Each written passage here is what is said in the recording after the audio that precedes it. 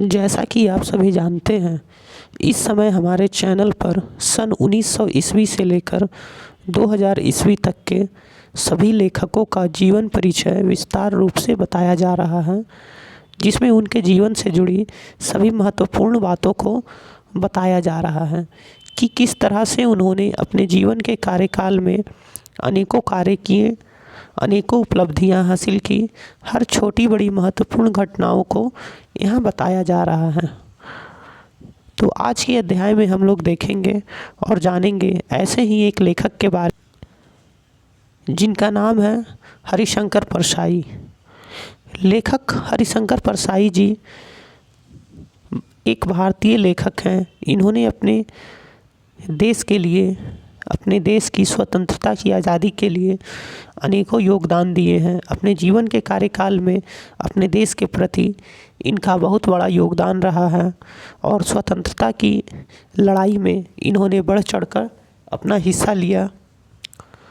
तो आइए जानते हैं विस्तार रूप से इनके जीवन से जुड़ी महत्वपूर्ण बातों को।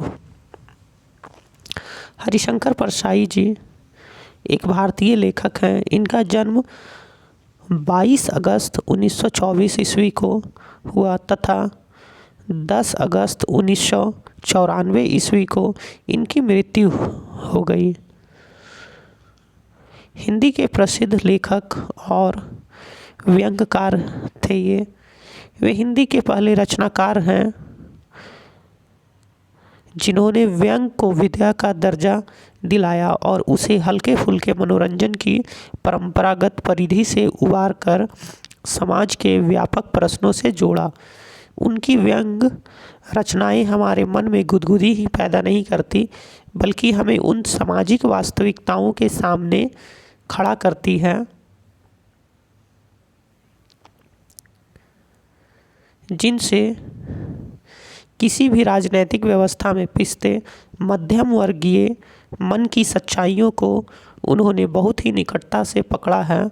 सामाजिक पाखंड और रूढ़िवादी जीवन मूल्यों के अलावा जीवन प्रयत्न विशलियों पर भी अपनी अलग कोटिवार पहचान है।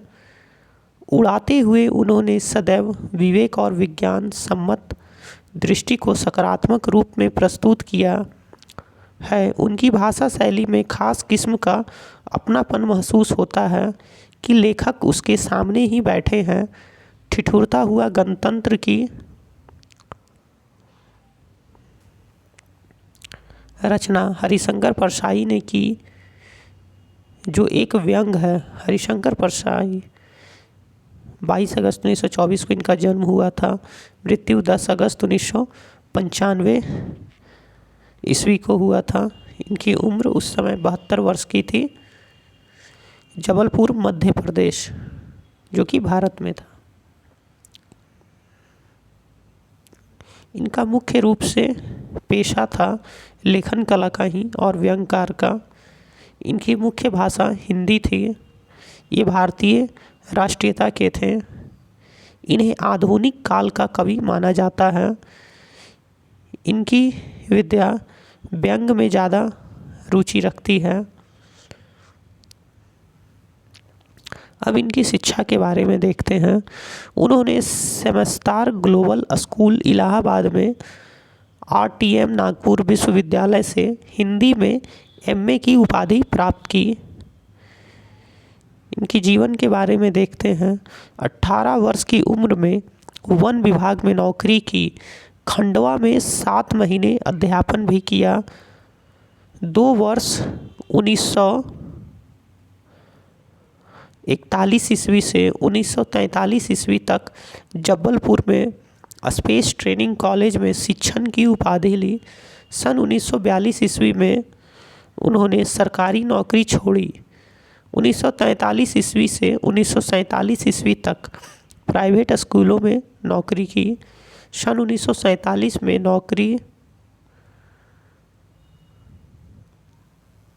छोड़कर स्वतंत्र लेखन की शुरुआत की। जबलपुर से वसुधा नाम की साहित्यिक मासिकी निकाली।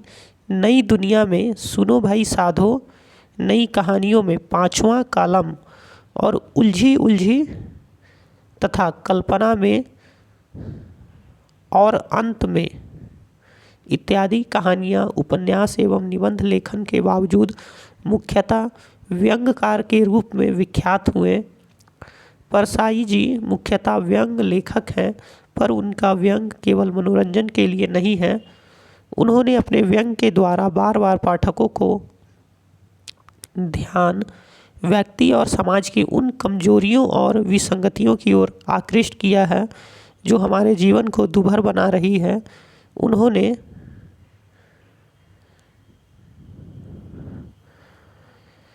सामाजिक और राजनीतिक जीवन में व्याप्त भ्रष्टाचार एवं शोषण पर करारा व्यंग किया है, जो हिंदी व्यंग साहित्य में अनूठा है।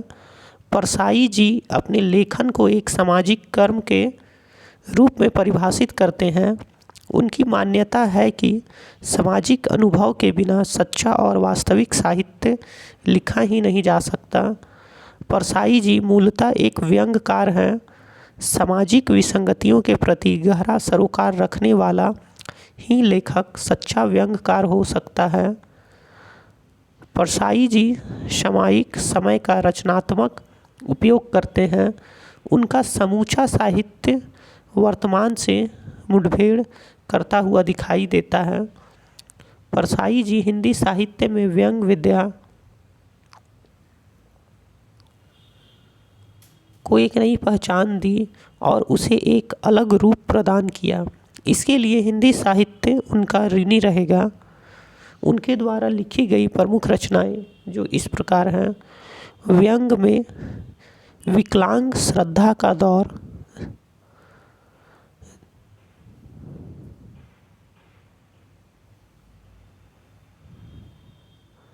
दो नाक वाले लोग, आध्यात्मिक पागलों का मिशन, क्रांतिकारी की कथा, पवित्रता का दौरा, पुलिस मंत्री का पुतला,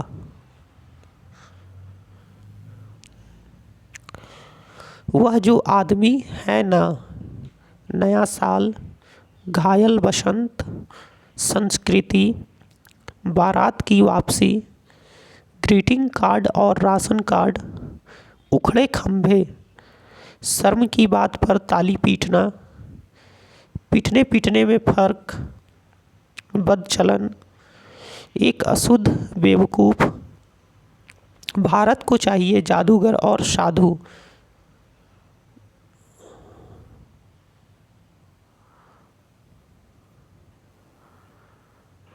भगत की गत, मुंडन, इंस्पेक्टर मातादीन चांद पर, खेती, एक मध्यम वर्गीय कुत्ता, सुदामा का चावल, अकाल उत्सव, खतरे ऐसे भी, कंधे श्रवण कुमार के, 10 दिन का अनशन, अपील का जादू, भेड़े और भेड़िए, बस की यात्रा, टॉर्च बेचने वाले।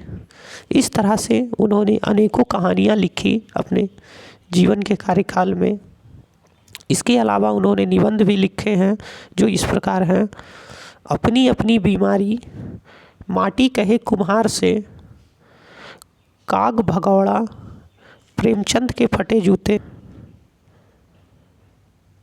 हम एक उम्र से वाकिफ़ हैं, तब की बात और थी, पगडंडियों का ज़माना, जो कि सन 1966 ईस्वी में लिखी गई है, जैसे उनके दिन फिरे, जो कि 1963 ईस्वी में लिखी गई है, सदाचार की ताबीज, जो कि 1967 ईस्वी में लिखी गई है,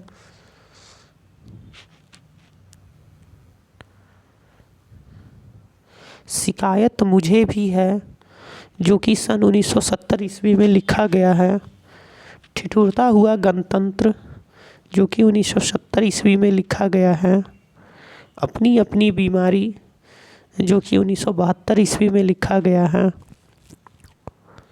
वैष्णव की फिसलन, जो कि 1967 ईस्वी में लिखा गया है, विकलांग श्रद्धा का दौर, जो कि 1980 ईस्वी में लिखा गया है, भूत के पांव पीछे, बेईमानी की परत, सुनो भाई साधो, जो कि सन 1983 ईस्वी में लिखा गया है। तुलसीदास चंदन घिसे, जो कि 1986 ईस्वी में लिखा गया है। कहत कबीर, जो कि 1987 ईस्वी में लिखा गया है। हंसते हैं रोते हैं, ऐसा भी सोचा जाता है, जो कि 1993 ईस्वी में लिखा गया है।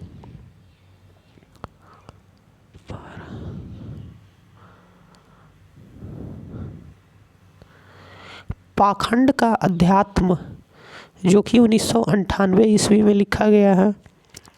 आवारा भीड़ के खतरे, जो कि 1998 ईस्वी में लिखा गया है। अब कहानी संग्रह भी उन्होंने लिखा है, जो इस प्रकार है। हंसते हैं रोते हैं, जैसे उनके दिन फिरे, भोला राम का जीव। इस तरह से उन्होंने कहानियाँ भी लिखी है। इसके अलावा उन्होंने लघु कथाएँ भी लिखी हैं, जो इस प्रकार है।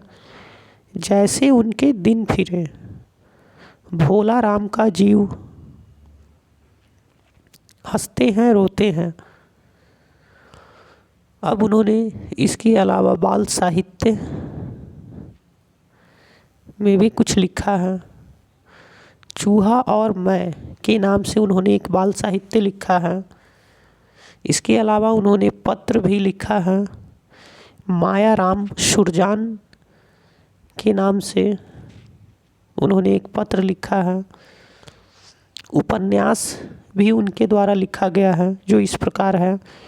ज्वाला और जल, तट की खोज, रानी नागफनी की कहानी।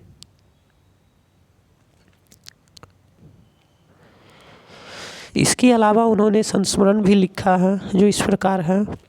तिरछी रेखाएं, मरना कोई हार नहीं होती, सीधे साधे और जटिल मुक्तिबोध।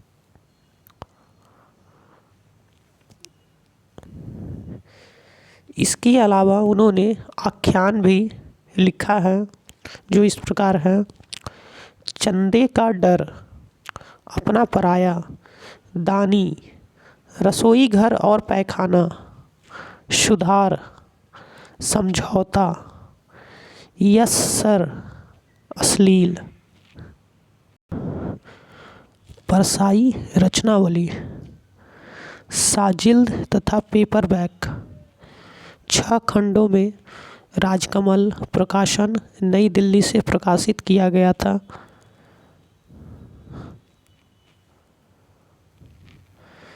हरिशंकर परसाई पर केंद्रित साहित्य। देखी पहला है, जिसके संपादक कमला प्रसाद जी हैं। वाणी प्रकाशन, नई दिल्ली से प्रकाशित किया गया था। दूसरा है, देश के इस दौर में, विश्वनाथ त्रिपाठी, राजकमल प्रकाशन, नई दिल्ली से प्रकाशित किया गया था। सुनो भाई साधो, हरिशंकर परसाई। इनकी लेखन कला के लिए इन्हें अनेकों सम्मान से भी सम्मानित किया गया था, जो इस प्रकार हैं। विकलांग श्रद्धा का दौर के लिए सन 1962 ईस्वी में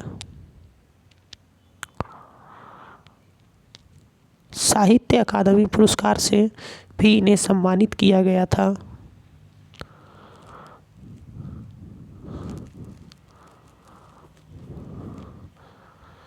तो इस तरह से हमने देखा कि किस तरह से हरिशंकर परसाई जी ने अपने जीवन के कार्यकाल में अनेकों कार्य किए और अपनी लेखन कला के माध्यम से लोगों को जागरूक किया।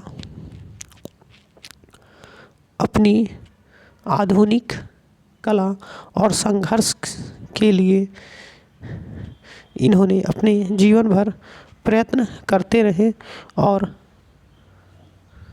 इन्हें सफलता भी मिली।